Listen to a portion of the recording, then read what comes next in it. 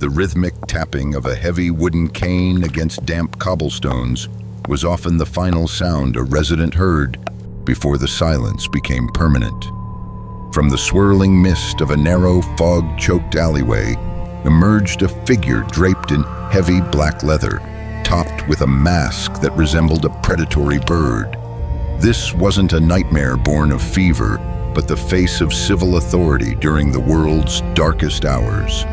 Were these figures the guardians they claimed to be, or were they merely harbingers of the very shadows they were hired to dispel? The presence of a plague doctor was a paradox that chilled the blood of the healthy and the dying alike. They were the most expensive public servants a city could hire, yet their arrival often signaled that a neighborhood had already been surrendered to fate. They stood at the crossroads of early science and absolute desperation, moving through the streets like specters, while the heavy scent of lavender and dried roses drifting from their masks masked a more unsettling reality. To understand the fear they inspired, one must look at the suit itself, a marvel of early protective design that carried an unintentional weight of terror. Designed in the 17th century, the outfit was intended to be an impenetrable barrier between the wearer and a crumbling world. The long leather coat was coated in wax to repel the invisible influences of the air, while a wide-brimmed hat served as a badge of professional status. Most iconic of all was the long, curved beak, packed with over 50 different herbs and spices. This was based on the prevailing theory that the affliction was carried by foul odors, and by breathing through a garden of aromatics, the doctor might remain untainted. Yet through the glass eyes of the mask, the doctor viewed a world in crisis through a distorted, yellowed lens, creating a visual disconnect that made them appear more like monsters than men. The leather wasn't just a shield. It was a shell that stripped away the person inside, leaving only the symbol of the bird. Historical records and journals from the period suggest a much more complex and darker narrative than the one found in medical textbooks. These doctors were rarely the elite medical minds of their time. Often, they were second-rate practitioners, young graduates looking to make a name for themselves, or even individuals with no formal training at all. They were desperate enough to take a job that most others viewed as a death sentence, operating in an environment where the rules of nature seemed to have been rewritten. The conflict lay in their dual role. They were healers by title, but they were also the official record keepers of the end. Their primary duty was often not to cure, but to count. They walked from house to house, using their canes to point at the afflicted, or to move aside the clothing of those who had fallen, ensuring they never had to make physical contact. This distance between the healer and the patient created a psychological chasm that was impossible to bridge, turning an act of care into a cold, clinical census of the doomed. The methods they employed in an era of mystery were often as harrowing as the condition they sought to treat. They spoke of balancing internal essences and releasing the stagnant pressures within the body. In the dim light of quarantined homes, they would use sharp instruments to address the swellings that appeared on the skin, believing that by letting the darkness out, the light of health might return. Yet, without an understanding of microscopic cleanliness, these interventions often became the very bridge that allowed the affliction to cross from one person to another. It is a tragic irony of history that some accounts suggest the doctors themselves became unwitting vehicles for the shadow they hunted. The heavy leather coats, while repelling the air, were the perfect environment for small, uninvited passengers to hide. As the doctor moved from a house of sorrow to a house of prayer, they may have brought the catalyst of the end with them, tucked away in the folds of their waxed garments. The financial aspect of their service also casts a long shadow over their legacy.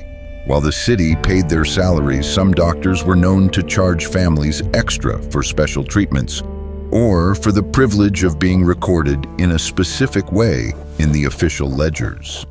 There are whispered tales of contracts signed in the dead of night, where desperate survivors traded their last earthly possessions for a promise of a cure that never came.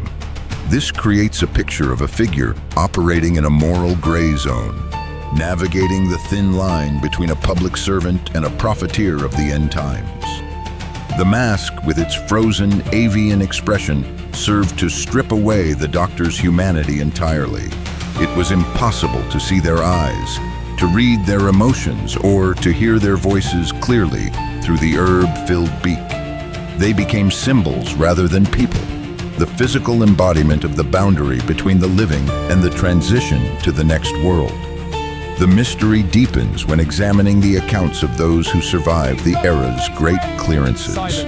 Many spoke of the doctors as being more like judges than healers. Their presence in a household could lead to a total quarantine, where the healthy were locked away with the afflicted to prevent the spread to the wealthy sectors of the city.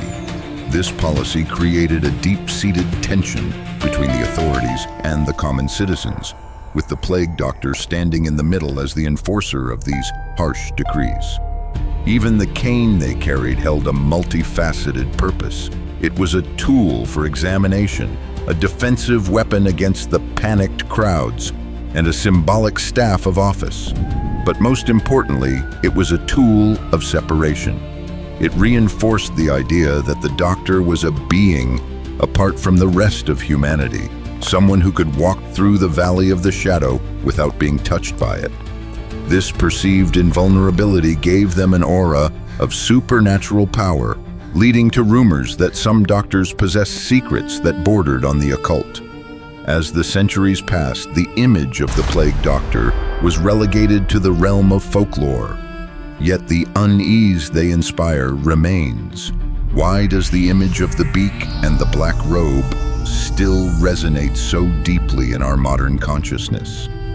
Perhaps it is because they represent a fundamental fear that in our darkest hours, the help we receive might come from someone who is more of a stranger than a friend, someone whose motives are hidden behind a mask. There is a theory among some historians that the costume was never really about protection at all, but about psychological warfare. By appearing as a terrifying, non-human entity, the doctor could command order in a chaotic world. The mask wasn't just to keep the bad air out. It was to keep the fear in, ensuring the populace remained compliant under the weight of judgment. The contracts signed by these doctors often contained clauses that prohibited them from investigating the cause of the affliction too deeply. They were there to manage the crisis, not to solve it. This leads to the question of what the authorities of the time actually knew. Was the plague doctor a convenient distraction, a way to show the public that something was being done while the leaders waited for the storm to pass? We must also consider the isolation of the doctors themselves. They lived on the fringes of society, often housed in separate quarters and forbidden from mingling with the general public. This forced solitude must have taken a toll on their psyche. To spend every waking hour surrounded by the echoes of a crumbling civilization, hidden behind a mask that made children scream, would change a person. Some reports indicate that many doctors eventually succumbed to the weight of the silence rather than the sickness itself. The legacy of the plague doctor is a tapestry of contradictions. They were heroes of the front lines and villains of the poor, pioneers of early public health and accidental agents of destruction. They were men of science and figures of myth. The mask remains one of the most haunting artifacts in human history because it asks us to look at what we become when the structures of our world fail. It forces us to confront the idea that sometimes the cure can be as terrifying as the ailment. In the end, these stories are not just about a dark chapter in our past. They are reflections of the human condition when faced with the inexplicable. They remind us of the lengths to which we will go to feel safe, and the masks we are willing to let others wear, if it means we don't have to face the darkness alone. The tapping of the cane may have ceased in the physical world, but the image of the beak continues to haunt the corridors of our collective memory. It remains a silent witness to an era where the line between the savior and the shadow was as thin as a layer of waxed leather. What remains are the questions that have never been fully answered. How many were truly helped by these beak-masked figures? How many of the treatments were simply rituals meant to provide a sense of order in a world of chaos? If the shadow were to return today, what kind of masks would we ask our protectors to wear? The plague doctor was a product of his time, a figure of necessity and fear, standing at the edge of the void, looking in while the rest of the world looked away. The atmosphere of those times is something we can only try to reconstruct from the fragments left behind. The yellowed ledgers, the haunting woodcut illustrations, and the grim tales passed down through generations. These sources paint a picture of a world where the sun seemed to lose its warmth and the streets were paved with the weight of an unresolved mystery. The doctors were the only ones who dared to navigate this landscape, but their price was a loss of self, a transformation into the very symbol of the end they sought to prevent. As we look back, we see not just a historical curiosity, but a warning about the fragility of our systems. The plague doctor is a reminder that when knowledge is limited, fear takes the lead. Their masks were filled with flowers to hide the scent of reality, just as we often fill our lives with distractions to avoid facing the deeper uncertainties of our existence. The horror of the plague doctor isn't found in the mask itself, but in what the mask represents. The moment when humanity is forced to negotiate with the unknown, and the cost of that negotiation is often more than we are prepared to pay. The mystery of the beaked figures remains one of history's most enduring enigmas. They were the silent watchers of a world in transition, the keepers of secrets that died with them behind their glass eyes and leather robes. Whether they were truly the doctors they claimed to be, or something much more complex, remains a matter of perspective. In the narrow, winding alleys of the 17th century, the sight of the bird-like silhouette was a sign that the social contract had been rewritten. The doctor was no longer a neighbor or a fellow citizen, but an emissary from a different realm, one governed by cold observation and the clinical counting of the fallen. The leather coat didn't just protect the body, it protected the ego from the emotional devastation of the surroundings. By becoming a symbol, the doctor could survive the psychological trauma of seeing entire lineages extinguished in a matter of weeks. The mask provided a necessary distance, a way to remain functional when the world was anything but. To remain human in such a time was a liability. To become a bird was a means of survival, yet that same distance fueled the folklore of the beak-faced reaper. Rumors circulated that the doctors could predict who would fall next simply by looking at them through their glass goggles. Others whispered that the doctors were immune, not because of the herbs in their masks, but because they had made deals with the shadows themselves. These stories, born of terror and a lack of scientific understanding, turned the doctors into mythic figures. They were the bogeymen of the plague years, used by parents to keep children indoors, and viewed by the elderly as the final judges of their earthly deeds. The reality was likely much more mundane, a group of terrified men trying to survive a nightmare, but the image they projected was anything but ordinary. It was an image crafted to inspire awe, as if the doctor were an avatar of a higher, albeit darker, power. Consider the silence they left in their wake. When a plague doctor finished his rounds and the tapping of his cane faded into the distance, the neighborhoods they left behind were often changed forever. Entire houses would be marked with red crosses, their doors barred from the outside by order of the masked visitor. The power they wielded was absolute and often terrifying. They could determine who stayed and who was taken to the pest houses, those grim way stations for the dying. In this capacity, the doctor was the ultimate arbiter of fate, A man who could decide the future of a family with a single motion of his wooden staff. This authority was unchecked, leading to a climate of suspicion, where the healer was often feared as much as the sickness itself. Please, no! As we move further from those dark centuries, the plague doctor has been transformed into a staple of Gothic aesthetic and carnival costume. We have stripped away the terror and kept the silhouette.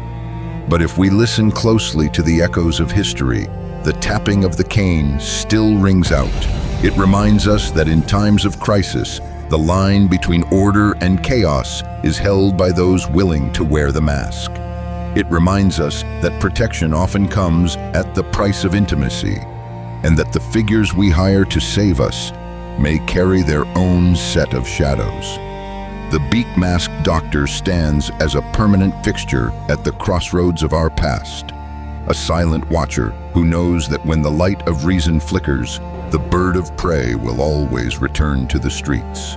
The mystery of their effectiveness remains debated among scholars. Did the suit actually work, or was it a placebo for a dying civilization? The thick leather likely provided some protection against the hidden carriers of the age, though the doctors didn't know it at the time. The wax coating might have made it harder for contaminants to stick to their persons, but the herbs in the beak did little to stop the actual biological cause of the affliction. They were fighting an invisible enemy with a garden of flowers. This highlights the desperate ingenuity of the human spirit, the need to do something, anything, even if that something is to dress up like a predatory creature and walk through a city of ghosts. Ultimately, the plague doctor is a mirror. When we look at that blank avian stare, we see our own fears reflected back. We see the lengths we will go to create a barrier between ourselves and the things we cannot control. We see the masks we wear in our own lives to protect our hearts from the tragedies of the world. The plague doctor didn't just treat a disease. He embodied the survival instinct in its most primal, terrifying form.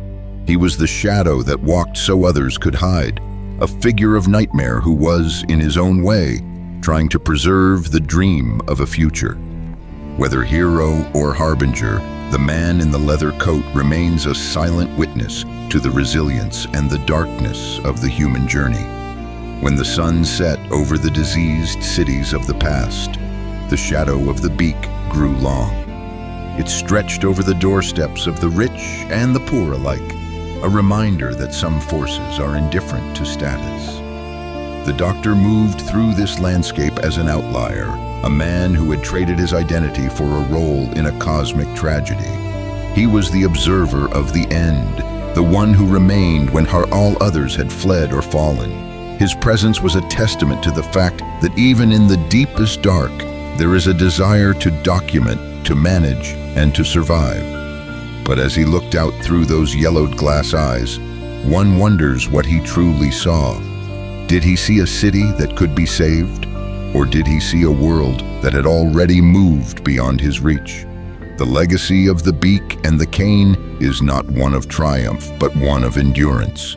It is a story of how we navigate the unknown when our tools are inadequate and our fears are overwhelming. The plague doctor reminds us that the most terrifying thing isn't the sickness, but the silence that follows. The silence of a street that has lost its voice, and the silence of a man who has lost his face behind a mask. As we reflect on these figures, we are forced to ask ourselves, in our own moments of crisis, who are the masked figures we look to for guidance? And what is the true cost of the protection they offer? The answer, like the doctor himself, remains hidden in the mist.